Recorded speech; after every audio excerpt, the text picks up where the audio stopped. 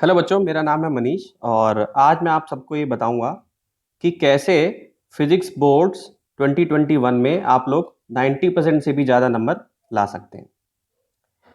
तो जब तक ये वीडियो आप लोग देख रहे होंगे उस टाइम पे आप लोगों के हाफ ईयरली एग्ज़ाम हो चुके होंगे और आपके प्री बोर्ड स्टार्ट हो चुके होंगे या कुछ बच्चों के प्री बोर्ड हो भी चुके होंगे। तो अगर किसी के नंबर कम आ रहे हैं तो उससे घबराने की ज़रूरत नहीं है, मायूस होने की ज़रूरत नहीं है, क्योंकि अभी भी उम्मीद है कि अगर आप लास्ट के 4 महीने में पढ़ लेते हैं तो आपके नंबर अभी भी 90% से ऊपर आ सकते हैं।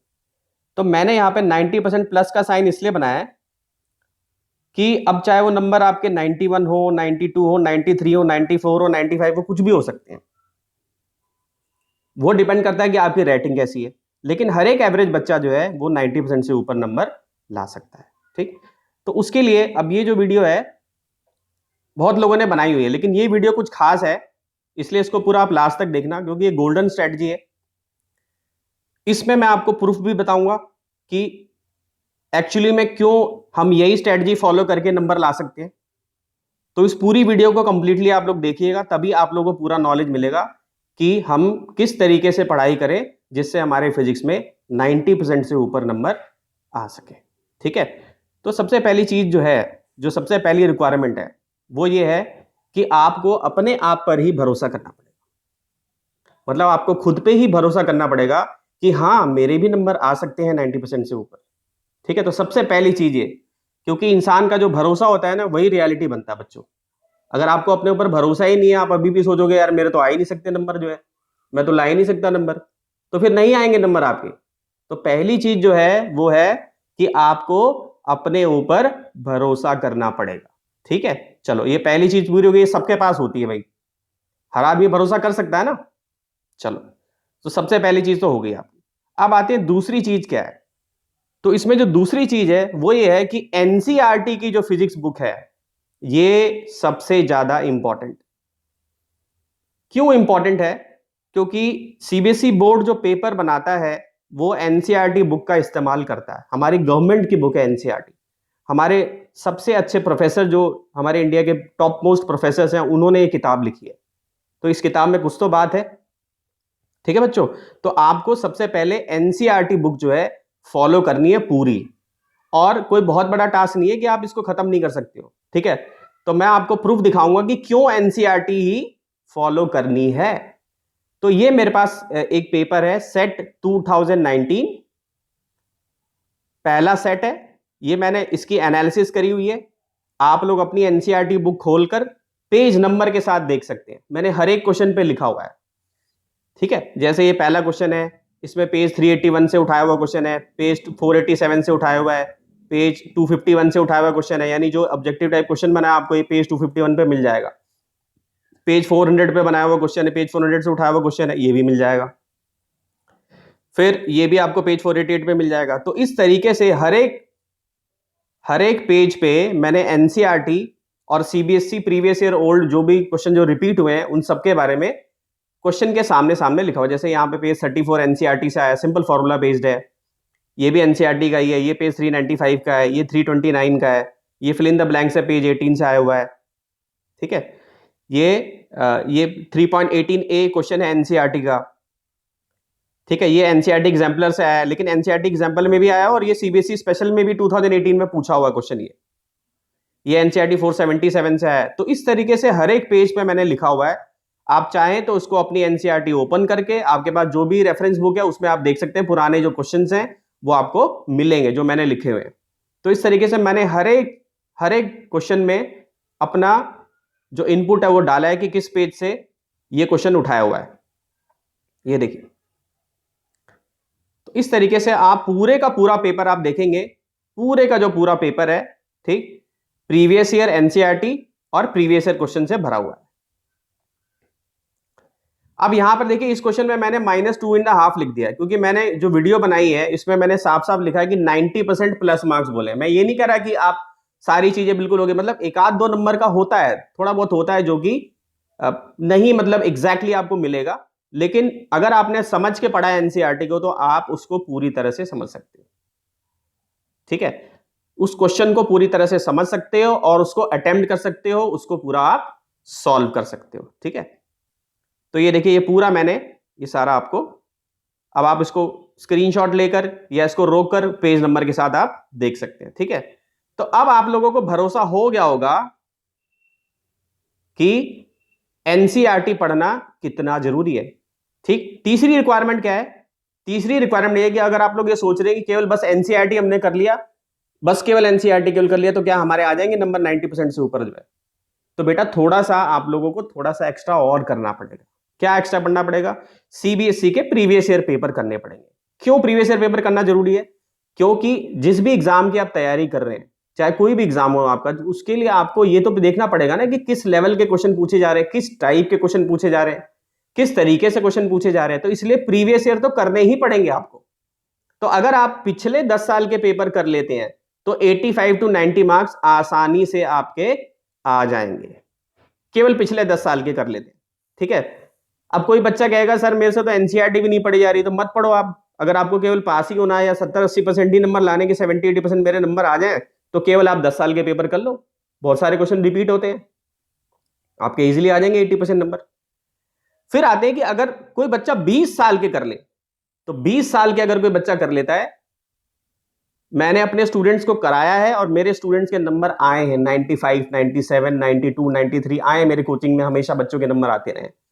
तो 20 साल के पेपर अगर आप कर लेते हो तो 90 to 95 प्लस आपके नंबर आ सकते हैं आसानी से, अगर आप 20 साल के क्वेश्चंस प्रीवियस ईयर कर लेते हो। ठीक है, अब बात आती है कि भाई ये टारगेट जो हमने बनाया, हमने सेट किया, क्या हमसे एनसीईआरटी और 10 साल के पेपर हो पाएंगे? यस, बिल्कुल रियलिस्टिक टारगेट है।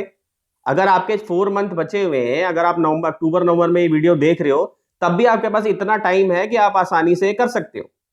क्योंकि एनसीईआरटी में जो बच्चों क्वेश्चन है ना टोटल सॉल्व, वो केवल 138 ही है, और अनसॉल्व कितने हैं? 369 है। ठीक है, ये मैंने हर चैप्टर का लिखा हुआ है, यानी कि सॉल्व एग्जाम्पल कितने हैं? 138 ही है, और अनसॉल्व कितने हैं? 369 है। तो अगर आपके पास 4 महीने हैं, यानी कि 120 दिन है, तो अगर आप 5 न्यूमेरिकल भी, 5 क्वेश्चन भी रोज करते हो, 5 क्वेश्चन भी रोज करते हो, तो 30 दिन में कितने हो गए? 150 हो गए, 150 हो गए ना। अगले 1 महीने और करते हो, 300 हो गए। अगले 1 महीने और करते हो, कितने हो गए? 450 हो गए। ठीक, और ये लगभग कितना है? 500 प्लस क्वेश्चन जीते हैं।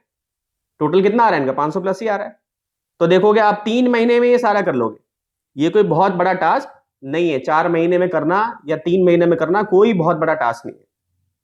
अब बात आती है कि बहुत बच्चे बोलेंगे कि सर एनसीईआरटी की लैंग्वेज तो बड़ी टफ है, उसमें तो समझ में ही नहीं आता। तो उसका भी तरीका है। तरीका क्या है कि आप केवल एनसीईआरटी के इंपॉर्टेंट पॉइंट्स पे फोकस करें, क्योंकि जो क्वेश्चन फ्रेम होता है ना, वो इंपॉर्टेंट पॉइंट से ही उठाया जाता है क्वेश्चन। या तो एनसीईआरटी का शॉर्ट एग्जांपल आ जाएगा, या एनसीईआरटी के बैक एक्सरसाइज से क्वेश्चन आएगा, या एनसीईआरटी के जो डिजिट्स होंगे, जो जो वैल्यूज होंगी, उनको चेंज कर दिया जाएगा।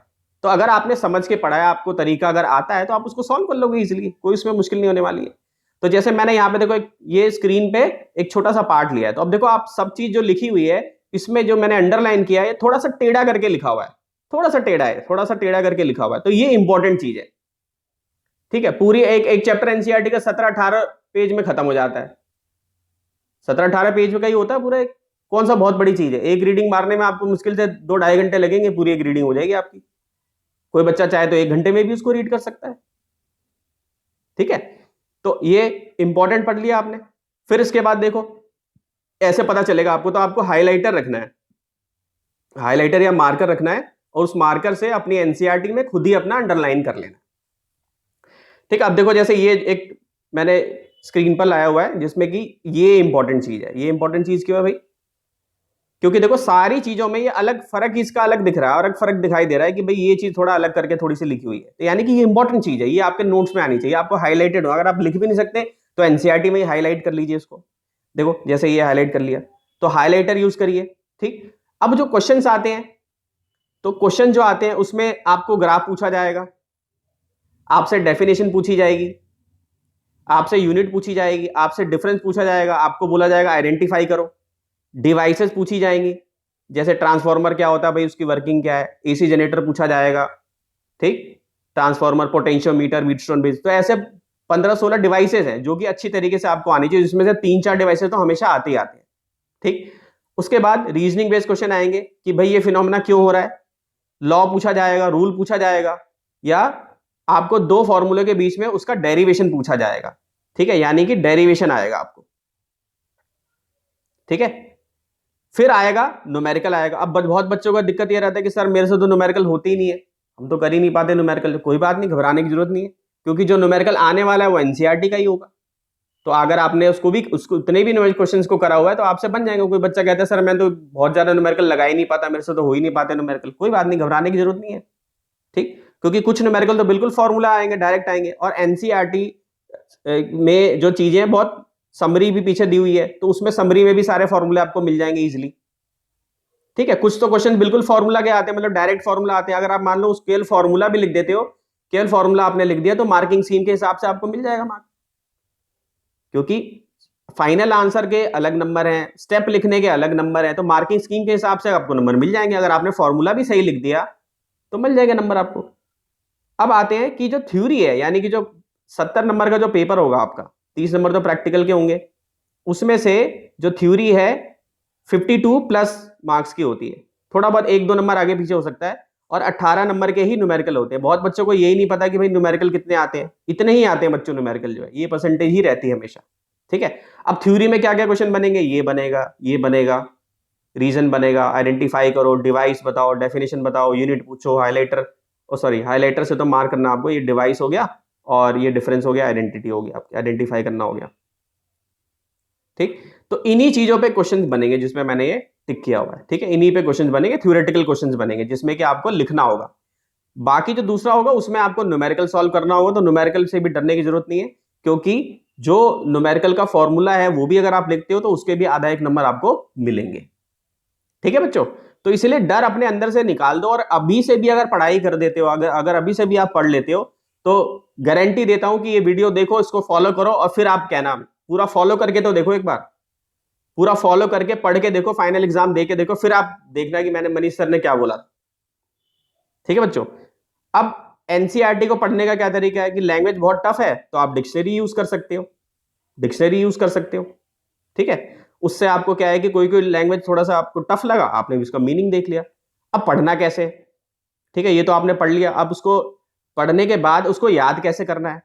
तो याद करने के लिए क्या है कि जैसे बहुत लोग कहते हैं कि 3 बार लिख लो, 4 बार लिख लो, भाई हर बच्चे पे डिपेंड करता है, अलग अलग बच्चों की अलग अलग मेमोरी कैपेसिटी होती है, ठीक है। तो आप अपनी मेमोरी कैपेसिटी के हिसाब से देखो कि आपको कितने बार याद करता है। मेरे हिसाब से आपको 10 से 15 बार लिखना चाहिए। जो डेरिवेशन है, जो भी रीजनिंग है, या जो भी क्वेश्चन आपने सॉल्व किया है उसको 10 से 15 बार लिखो। न्यूमेरिकल की बात नहीं कर रहा मैं, न्यूमेरिकल में तो फॉर्मूला याद होना चाहिए, तो आप उसको 10 से 15 बार लिख लो। लिखने के बाद आप उसको फिर एक शीट ले लो, और शीट पे उसको देखो कि आप लिख पा रहे हो कि नहीं लिख पा रहे हो, मतलब पूरे का पूरा जो क्वेश्चन है उसको आप लिख पा रहे हो कि नहीं लिख पा रहे हो, ठीक है। तो अगर आप उसको लिख पा रहे हो क्लोज करने के बाद, यानी ये जो रिसर्च उसको आपने जिसमें प्रैक्टिस किया था वो बंद करके आपने क्या किया, एक शीट पे, एक व्हाइट शीट लेकर, A4 शीट लेकर उस पर खुद लिख कर देखा, या कोई रफ कॉपी ले सकते हो। तो अगर आप पूरे का पूरा लिख पा रहे हो यानी कि आपने सही पढ़ लिया, आपको अच्छे से याद हो गया। तो ये चीज जब आपकी हो जाती है, उसके बाद आप क्या करो, रिवीजन हमेशा रखो। वो रिवीजन आप 2 दिन में कर सकते हो, 3 दिन में कर सकते हो, 1 हफ्ते में कर सकते हो ना। रिवीजन करना बहुत जरूरी है, और उस इंफॉर्मेशन को रिकॉल करना बहुत जरूरी है।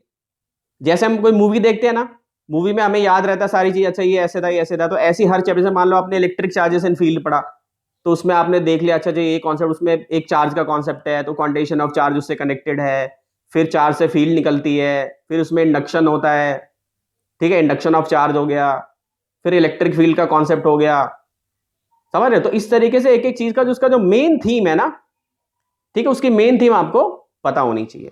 और बच्चों जो नोट्स आप बनाते हो ना, नोट्स शॉर्ट नोट्स बनाने हैं आपको, अपने खुद के पर्सनल, किसी के बनाए हुए नहीं, वो तो उस बंदे के लिए सुटेबल है ना, जिसने भाई नोट्स बनाए हैं वो उस बंदे के लिए सुटेबल है। तो आप A4 शीट जो है, A4 शीट पे छोटे छोटे जो इंपॉर्टेंट पॉइंट्स लग रहे हैं वो अपने खुद के बना लो, शॉर्ट में बहुत, ताकि उसको एक बार देखा हमने, जैसे कल हमारा एग्जाम है तो 15 का, तब एनसीईआरटी भी तो खोलने का टाइम नहीं मिलेगा आपको। तो आपको जो इंपॉर्टेंट लगा, ठीक, 10 साल के पेपर करोगे, 20 साल के पेपर करोगे, खुद ब खुद आपको पता चल जाएगा कि भाई ये चीज बहुत इंपॉर्टेंट है, समझ रहे बच्चों। तो उसको क्या करो आप कि उसको अपनी अपने शॉर्ट, एक पेज पे ही शॉर्ट नोट्स बना लो उसके, शॉर्ट में उसको छोटा छोटा छोटा छोटा लिख लो, मतलब मेन थीम पता होनी चाहिए। डेरिवेशन भी पूरी नहीं लिख पा रहे तो उसका मेन पॉइंट्स पता होना चाहिए। जैसे पहला पॉइंट यहां से शुरू हो रही है डेरिवेशन, सेकंड पॉइंट, थर्ड, जैसे डिलेंस मेकर फॉर्मूला है तो उसमें डायग्राम पहले याद होना चाहिए। डायग्राम याद होगा तो tan थीटा लगा के कर सकते हो, समझ रहे बच्चों। तो इस टेक्निक से मैं गारंटी देता हूं कि आप लोगों के नंबर 90% से ऊपर आ सकते हैं, ठीक है। तो जो रिक्वायरमेंट मैंने बताई है इनको ही फॉलो करना है। अब बहुत बच्चों के मन में रहता है सर और कोई बुक फॉलो नहीं करें, और कोई बुक का जैसे कोई टॉपिक आपको समझ नहीं आया एनसीईआरटी में, तो वो चीज समझने के लिए आप दूसरी बुक, कोई भी बुक हो सकती है, वो आप ले सकते हो। प्रीवियस ईयर के लिए आपको मार्केट में बहुत सारी बुक्स अवेलेबल है, आप सबके बाद सबको सब चाहे तो ऑनलाइन भी मंगा सकते हैं, ठीक है। तो उसमें कोई दिक्कत नहीं है, सारी बुक्स अवेलेबल है, इजिली आप उसको खरीद सकते हैं, उसमें से आप देख लीजिए, ठीक है, और सॉल्व कर लीजिए क्वेश्चन जो है। एस.एल. अरोड़ा की किताब होती है, उसमें भी पुराने 20 साल के आपको मिल जाएंगे, उसमें अपडेटेड जो इस साल की जो एडिशन वाली बुक है तो उसमें अपडेटेड रहती है इन्फॉर्मेशन, तो उसमें सारे आपको केवल सीबीएसई वाले ही क्वेश्चंस करने हैं, ठीक। वैसे पढ़ाई का एंड नहीं है, पढ़ाई का कोई एंड नहीं है। अब जैसा कोई बोले कि सर एनसीईआरटी एग्जाम्पलर करनी चाहिए, अगर आपके पास टाइम है, इतनी इन्फॉर्मेशन इतना आपने अगर कर लिया है, तो अगर आपके पास एक्स्ट्रा टाइम है तो आप एनसीईआरटी एग्जाम्पलर भी कर लो, क्योंकि जो गवर्नमेंट की बुक्स होती है ना बच्चों, वो यूज की जाती हैं, बोर्ड का पेपर बनाने में वो यूज की जाती है। तो एनसीईआरटी एग्जाम्पलर भी कर सकते हो आप, अगर आपने इतना कर लिया है तो, ठीक है। फिर तो आपकी एकदम 100% तैयारी हो जाएगी, बिल्कुल ठीक। सेम यही टेक्निक सीबीएसई बोर्ड के लिए आप केमिस्ट्री में यूज कर सकते हो, उसमें भी एनसीईआरटी 10 साल के पेपर, मैथ्स में भी एनसीईआरटी 10 साल के पेपर, और बायो में भी एनसीईआरटी 10 साल के पेपर। इस इंफॉर्मेशन को फॉलो करो और आप खुद ब खुद देखना कि आपके बहुत टॉप के नंबर आएंगे। चाहे आप कहीं पे भी रह रहे हो, किसी भी कंडीशन में हो, अगर आप मेहनती बच्चे हो, मेहनत करना चाहते हो कि भाई मुझे अपने लाइफ को इंप्रूव करना है, मुझे अच्छे मार्क्स लाने हैं, क्योंकि बोर्ड के बेसिस पे ग्रेजुएशन में एडमिशन मिलेगा आपको, बीएससी वगैरह में एडमिशन मिलेगा, और भी आपके रास्ते सारे खुल जाएंगे। अगर आपको इंजीनियरिंग में करना है तो आपको कम से कम कॉन्फिडेंस आएगा कि चलो मेरे इतने नंबर तो आए, ठीक है बच्चों। तो ये वीडियो पूरी देखने के लिए थैंक यू वेरी मच बच्चों, और प्लीज मेरे चैनल को आप लोग लाइक करें, सब्सक्राइब करें और शेयर करें, ठीक है। मैंने अपना नया चैनल बनाया है ज्ञान लोकस एजुकेशन के नाम से, आप लोग उसको सब्सक्राइब कर सकते हैं, और उसमें प्लेलिस्ट में मैंने वीडियोस बना डाली हुई हैं, चैप्टर वाइज वीडियोस मैंने डाली हुई हैं, और मैं भी बोर्ड के क्वेश्चन जो हैं, पुराने जो प्रीवियस ईयर बोर्ड के क्वेश्चन है, इंपॉर्टेंट क्वेश्चन है, वो करवा के उसमें अपलोड करता रहूंगा, ठीक है।